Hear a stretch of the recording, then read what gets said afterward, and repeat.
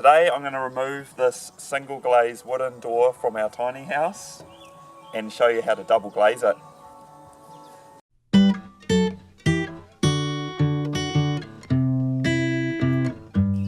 So your first step is to remove the door from the door frame.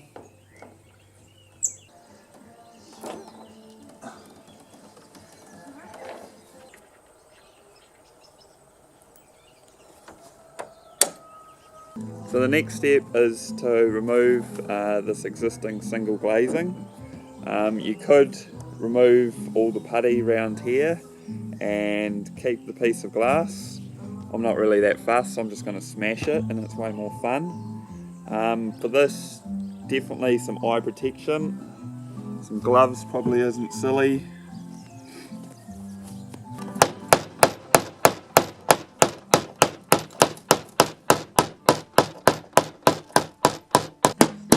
Are you going to do dinner or?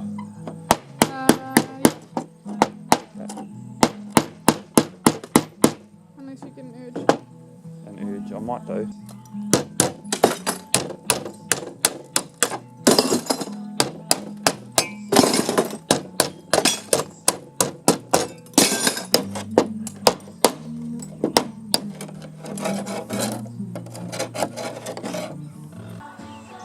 So you're probably thinking, why do you even want to replace your single glazing glass for some double glazing? There's a few reasons. Probably the big one is the thermal properties. So you're not going to lose as much heat, or not as much heat's going to come into the house on a hot day with double glazing compared to single glazing. So there's big advantages there. Also it reduces the noise as well.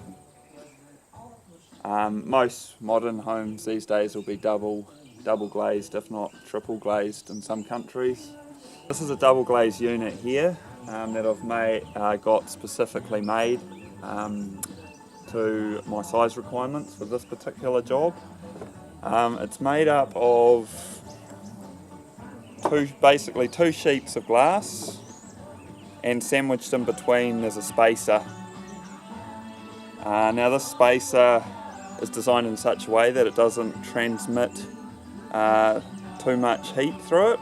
See that aluminium spacer inside the two panes of glass, and then if you turn it around, see they put like a glue that seals the unit internally. So our unit's 18 mils thick, and each piece of glass is 4 mil. So that leaves a 12 mil gap between the two pieces of glass, which is really probably about the minimum you want to go to get enough efficiency out of it. You'll see in other like purpose-built joinery that gap will probably be bigger. There's no argon in here, and argon's a gas which they fill the inside of this with. That also helps with your thermal properties. And another thing's putting low E coating on one of the sides of the internal faces of the glass. That also increases your thermal properties and sort of reflects like things like the radiation from the sun from coming in and overheating your house. For cost, we've just decided not to have argon or low E, and we've kept it simple. It is a lot more expensive if you go down those routes, and living in a fairly warm climate in the Hawke's Bay, we didn't feel it quite necessary. We source these from China. I know we want to source as much stuff locally, but when it's 4 times cheaper, you can't really argue. So you can see here we've knocked all the glass out now, and we're left with 8 spaces.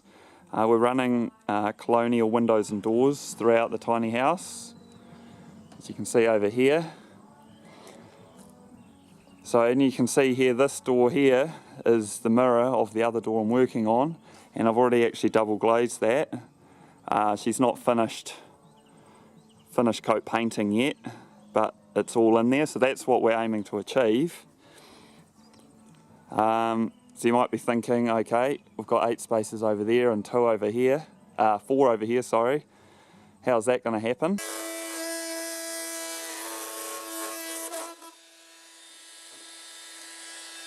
So a single glazing was 4 mils thick, which sat in that groove you can see there. Our double glazing's 18 mils. So of course there's a bit of a difference there, so we've got to route it down through that putty and create a deeper recess for the double glazing to sit in.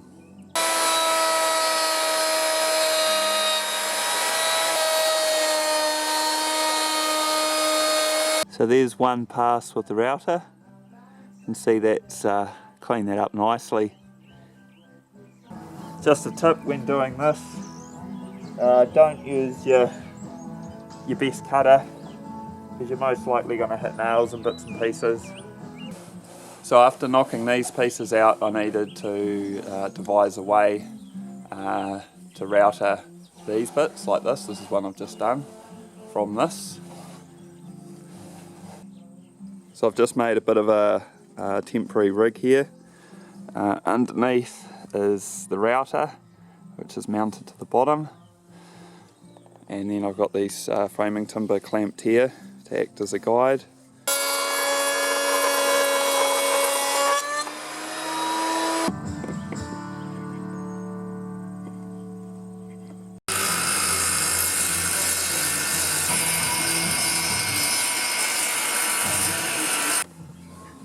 So all these divider pieces I cut out of the colonial window.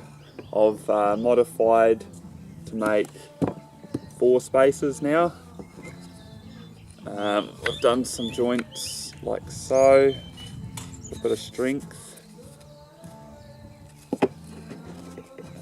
Now I'm gluing and fitting these all back in. Now of course if you're not doing colonial windows, this is going to be a lot easier.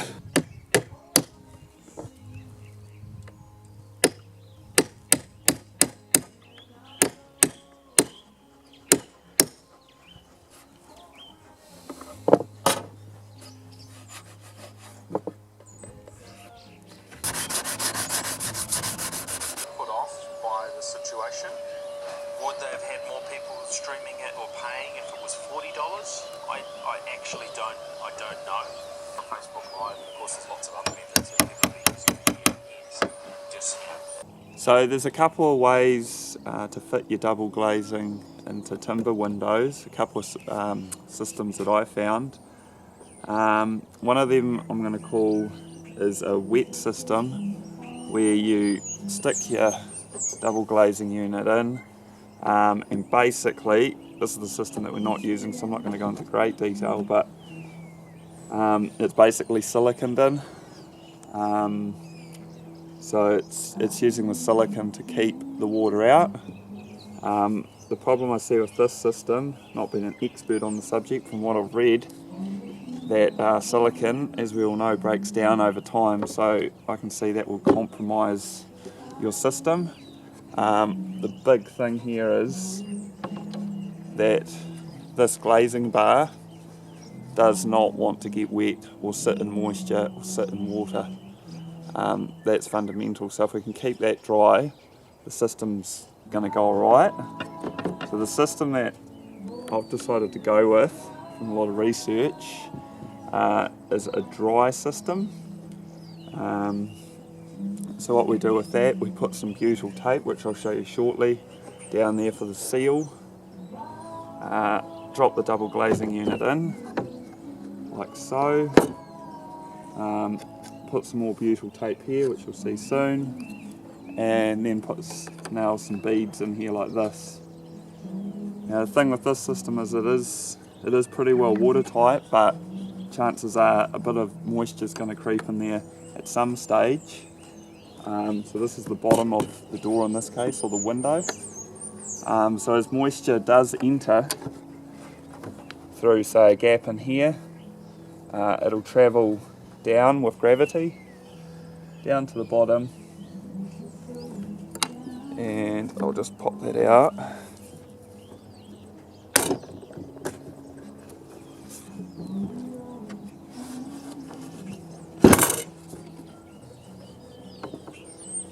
Be careful with these units, obviously.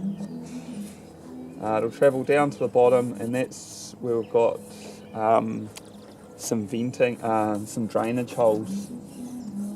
These need to be, from what I've read, at least 6 mils. I'm going for 8 mils. And so these here, when the water, if it does come through, will pull down here, and so there's the entry point for the water and the exit point, which is on the bottom of your door. So in this case, you're not really going to see these holes down the bottom. And what do you say about spiders and whatnot, flies crawling in there? You could put some mesh or something on there as well. We've had a few installed now for about a year and there's been no problem, so we're just going to leave it as is. So I'll just show you now how I'm going about drilling these. I've got quite a massive depth here to drill through. Usually on a window this is only so. So if you're doing a window, it's probably going to be a lot easier than this.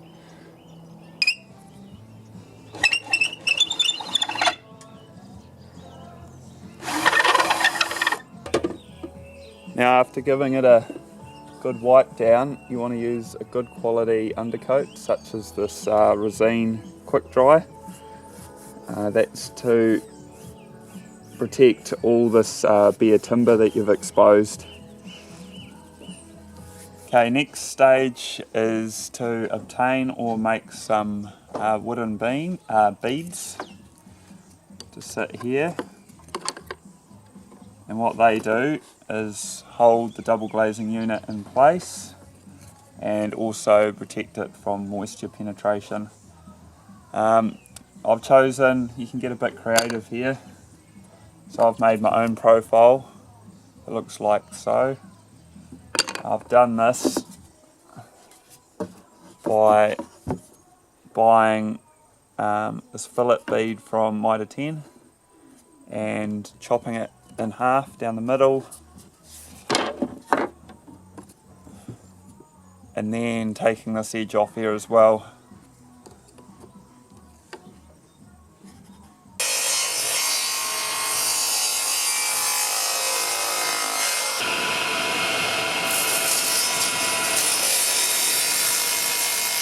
Unfortunately there was nothing off the shelf that I could find that was suitable, that's why we're making our own.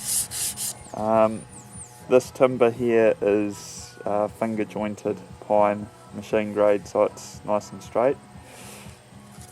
It's untreated but will take well to some paint, so I'm going to pre-prime these before we install them. So before we put the double glazing unit in, we need to install some Butyl sealing tape. This goes around this recess edge that we've created. This stuff's 1 mil by approximately 10 mils thick. It comes in a range of thicknesses and widths to suit your application. This stuff here came from premiersealingtapes.co.nz. I'll put a link down in the description for you guys. And this comes in a 45 metre roll. So what the buzz is here is to pop this, unroll this,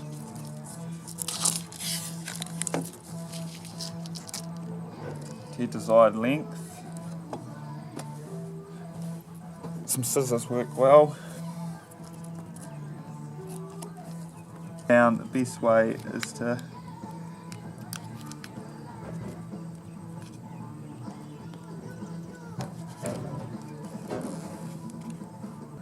now you can pull the backing strip off. You've got to go pretty carefully, slowly.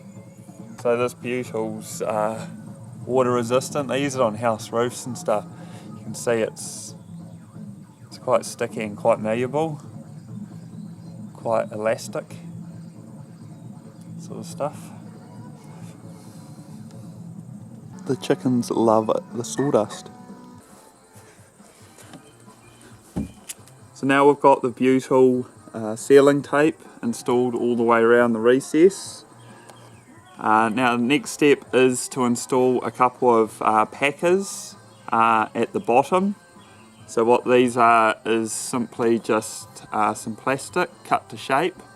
These are 3 or 4 mils, I think they're 4 mils thick. So what they do is they slot in here, just to the side of the drainage hole we created earlier. So what they do is the double glazing unit sits on those and applies pressure through those. And if any water gets in past the wooden beading, it'll travel down here, and because we've got these packers in here, the window won't be sitting hard against this potentially damp wooden surface, and the water will drain out through these holes. And we've got one in the middle there just in case any water ends up here. They're not blocked by the packers. Now of course, before you've done all this, you've checked that your double glazing unit does fit into the gap, and you're wanting to create about a 3mm to sort of 4mm gap all the way around the window. So that's just so that the water can move between the door and the window. So what you want to do now is, this is going to flip over and be installed. Just got some mess here and a clean rag. Just want to give that a bit of a clean, because that's going to stick down to the butyl sealing tape. So that's especially on the sides here, so that's pretty key that that's nice and clean. Because once you drop this in here, you've only really got one shot at it, so you don't want to get that wrong. So you can use your those packers as a guide. If you push them hard against those, drop it in. Then I've found if you just grab some other packing material, whatever, put that down the sides, then you know you're getting it pretty straight. And then drop the front in. Now you just want to make sure you have got a bit of jiggling room here, so you want to make sure that window's sitting pretty centrally. Otherwise your sight lines on the glazing bars and whatnot, when you put your beads on, are going to be all crooked.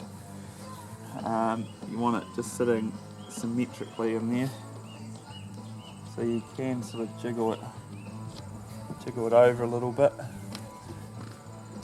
What you're doing here is making sure that this glazing bar is totally protected from the UV, because this doesn't like the sunlight and will break down over time, so you want to make sure that you're covering that. Obviously you don't want to go too far, because you're going to see the back of this fillet bead, which is going to look pretty ugly from the inside of the house.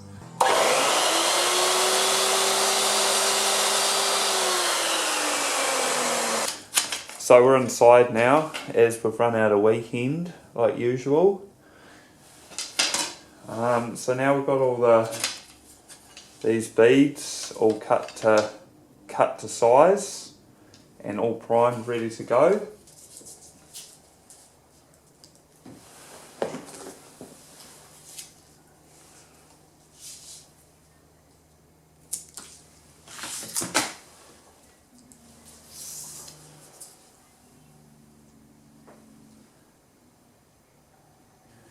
So once you've got it aligned, give it a good push. I'll just show you the spacing here. So you want that tape to be either on this edge or just past it, and we can cut this back later if it is a bit if it's sticking out past this edge. So these corners here, you can get a bit of overlap going on, that's no problem, probably good. It's real flexible, so you can just sort of mould one piece into the other, and then you've got a nice beautiful seal all the way around there, so no water's going to get in. And now it's time to put your wooden beads into place. I've pre-positioned all these and labelled them so I know where each one goes. And then when you're all happy, you can just apply a bit of pressure. So there you go, get a nice seal down the side. We're nailing the beads on using little pins here. Just a tip. If you grind the ends off these, they'll hammer home nicely. If you leave the tip, they'll probably most likely split the wood. I've also on the previous door tried pre-drilling them. I think this method's better, it just gets quite messy pre-drilling them. So the trick here is be blimmin' careful. Because if you come down here and clip the edge of this glass, it will break. It has happened to me, and it was about 11:30 at night, and it was the last nail in the run that I didn't have to put in there. I thought I'll just put it in there just to be, there wasn't even really a reason for it. Banged it in, last tap, smash, whole glazing unit cracked, smashed, pull it out, get a new glazing unit, put it all back in again. It was a bit of a nightmare and expensive. So be very careful. If you're going to take your time, do it now. So I'm putting these one here, 3 down these longer bits, just enough to really hold these beads in place. So you want to get this, obviously you don't want to go down through here and hit the glass. So I'm just being pretty overly cautious and running it in on probably maybe a 20-degree angle, maybe 30, and starting up higher, if anything.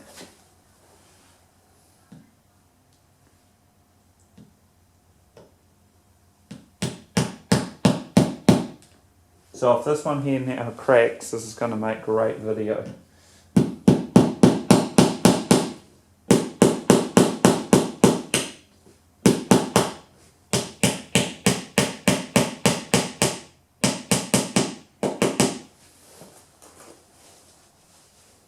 We're still safe. And now just get a punch. I'm just using a little ball pen hammer here. Obviously you don't need too much weight. Just punch that just below the surface and carry on. Around you go. About food, for, taste versus, I didn't know how to describe it in my notes when I was trying to make some notes. The butyl tape there to be ready to be trimmed off. You're better to do this after you've done the filling and sanding. Otherwise that edge that you cut on the tape is sticky and exposed to the dust, and the dust sticks to it, making it a big mess. Thank you as the perfect dude, but you have bad days too, right? Oh, absolutely. So just putting final bit of undercoat on, and we'll be ready to are there things that you do put the door back on. Picked up on your travels around that, like little things you can do or say to yourself to just listening to I know this sucks.